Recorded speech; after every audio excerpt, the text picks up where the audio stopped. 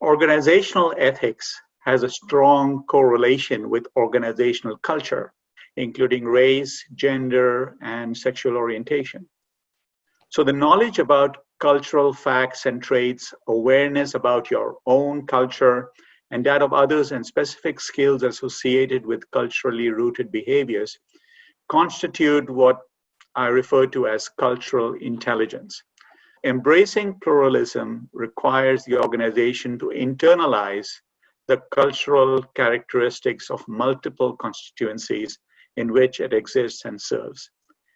So in weaving these characteristics into the fabric of the organization provides an opportunity for volunteers and staff to express the cultural traits and nuances of its supporters, and also to respond to the opportunities that arise as a result of these interactions. We should have that as part of what we do. Because of where we are right now, for us to be present, for us to be relatable, for us to be just a better organization and a better not-for-profit. That's what we should be looking at. Having diversity and being inclusive on boards and in the organization brings a different lens and a different experiences that we can help shape the future of the organization and what we mean and what we want to do. There are many benefits to taking a pluralistic approach. You can broaden the base of support from communities seeing that you see them.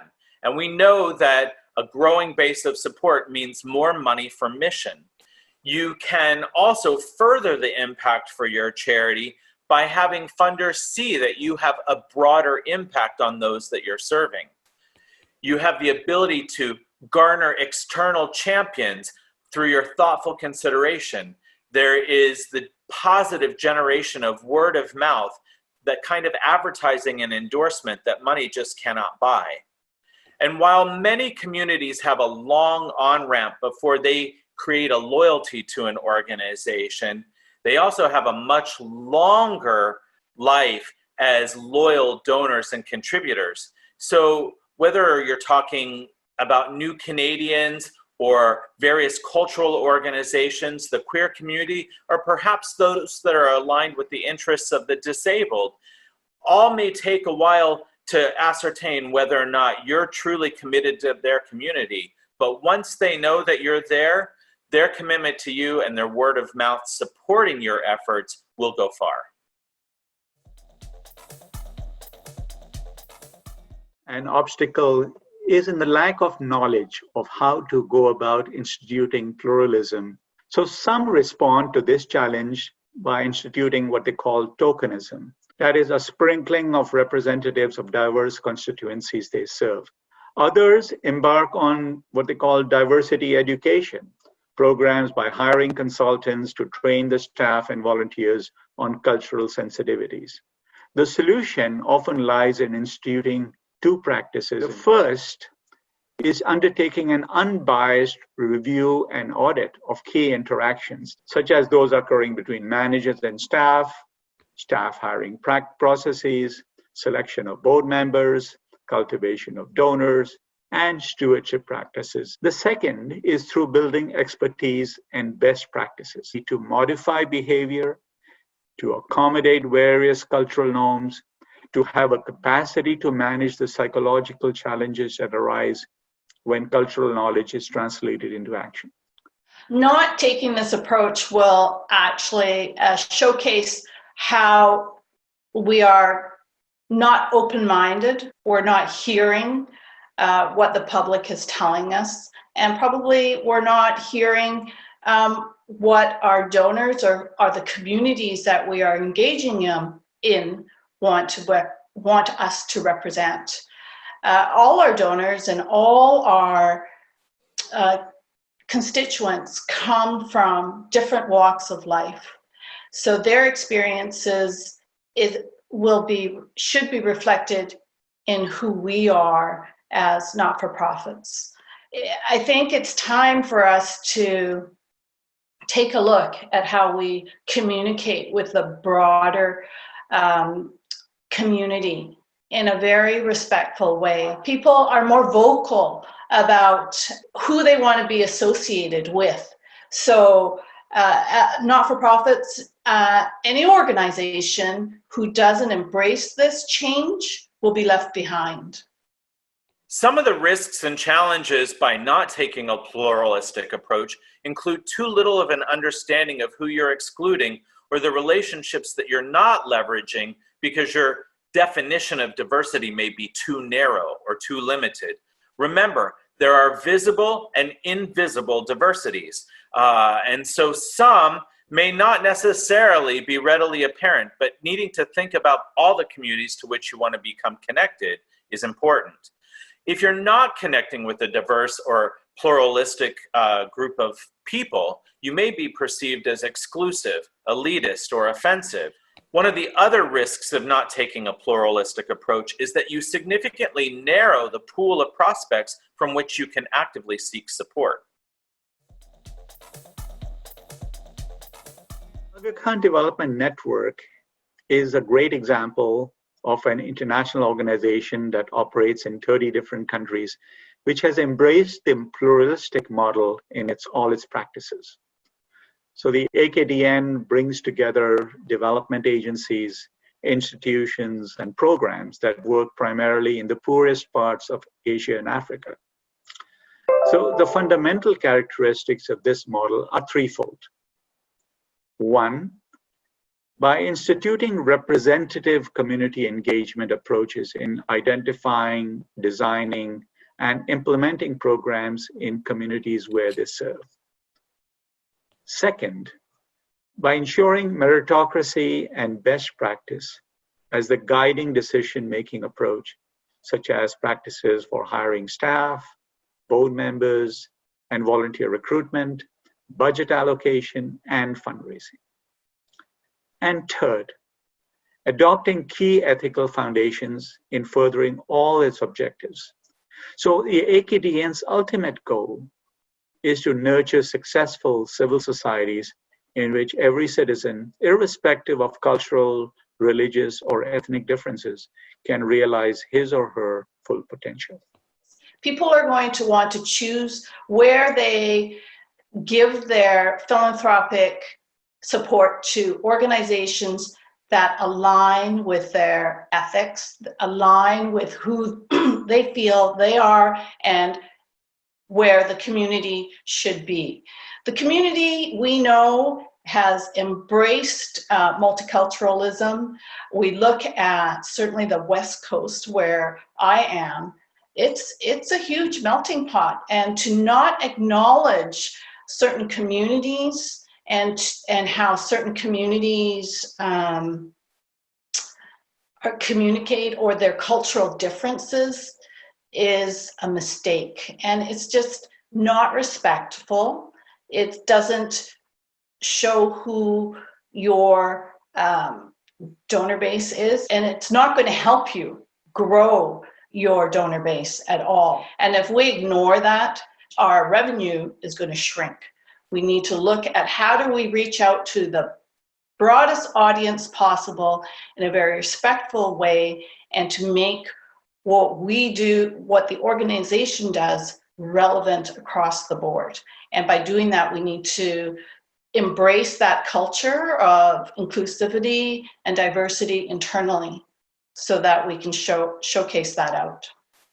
I've seen examples of organizations that have shifted from bad to a better place in knowing that there are important diverse voices and perspectives that need to be represented in leadership, both in the executive and the volunteer level, as well as in frontline personnel. And remember, it's important to have opportunities for those individuals to advance so that our field can continue to have diverse voices and perspectives throughout its various levels. One challenge or misstep that an organization can face is not being prepared to hear how you have been offensive. If you're asking for someone's candid feedback or candid input, it may not always be positive, and be prepared to hear those things that are not always easy to hear.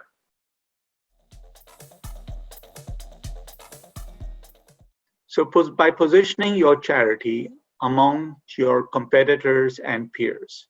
You have to determine the constituents in your community that make up the greatest growth potential with regards to fundraising, service delivery, and volunteering. The second step is making a multi-year investment, building a nuanced program of engagement that maps seamlessly into the institution's development program. This means understanding what motivates various groups, building relationships, and making fundraising a longer-term endeavor. The third area is developing cultural proficiency, which means understanding and embracing diverse cultures. The use of appropriate verbal and nonverbal communication, awareness of greetings and relationships, the role of gender and age, the forms of address, titles, and gift giving, and a heightened sensitivity on country of origin or culture of origin. The fourth approach is instituting diversity and inclusion. So diverse audiences will occur when prospects see themselves as part of the inner circle.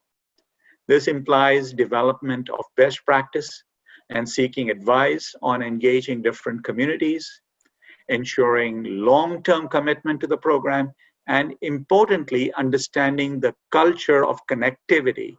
So in the past, on the West Coast, we've seen a lot of silos that have been created over the last 15 years in terms of fundraising to a very specific group. It brought philanthropy into a culture that didn't necessarily, or cultures that didn't necessarily embrace philanthropy in a very public way. Now, I feel that we've moved beyond that, the silos, and it should be fundraising done on a very broad platform that includes everyone, people from all segments of the community. We can build and strengthen our society. We can break down those cultural barriers. It's absolutely wonderful that those groups started years ago because they were champions at that time. But now we need to move on, and we need to be a little bit more inclusive by having a broader platform, but still communicate in a way that is respectful within those certain communities. If you really, really do want to build that diversity and inclusiveness in your organization and amongst your donor base, bring your donors in, bring your champions in, have those conversations, thank them for the work that they've done, and acknowledge how they've shifted that narrative in their community. And that's not an easy thing to do. What we do is very emotional. You speak from the heart, you tell stories, and you gain your support through the sharing stories of the impact of your organization. So those stories are, those stories touch everybody. Who isn't touched by all the great work that's being out there? So for me, communications is the key in how you build your broader donor base, how you build a more inclusive organization, boards. It just helps you build your brand. Building your brand then, of course, raises your profile. And then raising your profile then, of course, helps you bring more money to the organization. Certainly embrace the AFP approach that's more holistic, idea, representing inclusion, diversity, equity, and access. And like their One Project, Many initiatives, consider how your approach can take research, education and training, support, and awareness into a multi-pronged approach in understanding pluralism. Be sure to ask questions to understand barriers that are real or perceived to accessing your organization, its services, or the benefits, and be prepared for honest feedback, especially if you don't know what you don't know. If you're looking to take steps in shifting organizational culture, be prepared for schedules and processes that also differ from what you have historically or customarily undertaken, including the allocation of budget for consultation and longer processes, and engaging the right advisors is really important to a successful process of transformation. Preempting conversations with honesty on areas of which you're unfamiliar or uncomfortable can make quite a difference in helping the information flow forward. Again, if you can say up front, I'm not meaning to offend, so I'm going to make my point, but please stop me if in fact I'm going down a road or I'm using improper language. I'd love to get this right. It's always valuable for an organization to do a cultural mapping exercise to understand what is the breadth of the network to which they are connected. You are often connected to a number of communities and perspectives, several of which may not be obvious. And so understanding how every member of your organization, professional or volunteer, is connected to a variety of communities can help give easier inroads into diverse populations that you are hoping to connect with. Let that be a part of the organizational culture. It shouldn't reside in a silo in one area, but should actually be able to permeate all aspects of the organization and become part of the organizational culture itself. But it's very important that an organization understand the full spectrum if they're really focused on inclusion. So when talking about the approach that you want to take with regard to inviting more people into your organization or to feel supported or secure in being connected with your organization, it goes beyond country of origin, ethnicity, sexual identity, physical ability, health status. There's any number of various conditions that bring a diverse perspective to one's self-identity. And those are important things for organizations to consider.